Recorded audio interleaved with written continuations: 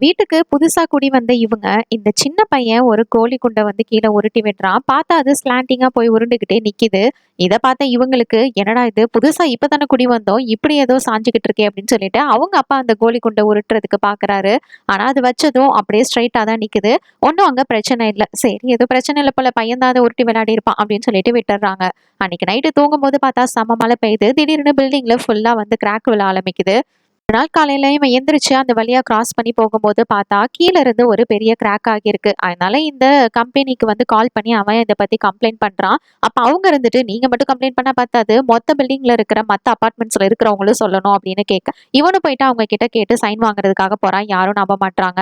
அதுக்கப்புறம் ஒரு நாள் பக்கத்து வீட்டுக்காரங்க கிட்ட இன்னொருத்தன் உட்காந்து பேசிட்டு இருக்கும்போது பார்த்தா, திடீர்னு அவன் இருக்கிற அந்த பில்டிங் வந்து பயங்கரமா ஷேக் ஆக ஆரம்பிக்குது.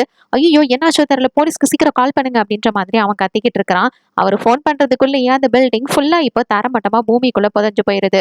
அது மட்டும் இல்ல, இது போய் ஒரு இடத்துல நிக்கும்னு பார்த்தா போய்க்கிட்டே இருக்கு. மேல நின்னுட்டு இருந்தவன் இன்னும் நின்னுக்கிட்டே தான் இருக்கான். ஒருத்தன் மேல நின்னுகிட்டு இருக்கான்ல, இப்ப மேல இருக்கிற வெஹிக்கிள்ஸ் எல்லாம் கீழ விழ ஆரம்பிக்குது. இவங்கள ரெஸ்க்யூ பண்றதுக்காக மேல இருந்து டீம் யாராவது ஹெல்ப் பண்ணணும்னு இறங்குனாங்கன்னா, அவங்களுக்கு மேல அங்க இருக்கிற மண்ணு, கல்லுன்னு சரிஞ்சுக்கிட்டே இருக்கு. சரி ட்ரோன் அனுப்பி என்னாச்சு ஏதாச்சுன்னு பார்க்கலான்னு பார்த்தா, அதுவும் சிக்னல் இல்லாம கீழ போயிருது. இதுக்கப்புறம் என்ன ஆக போகுதுன்றது தான் இந்த கதை.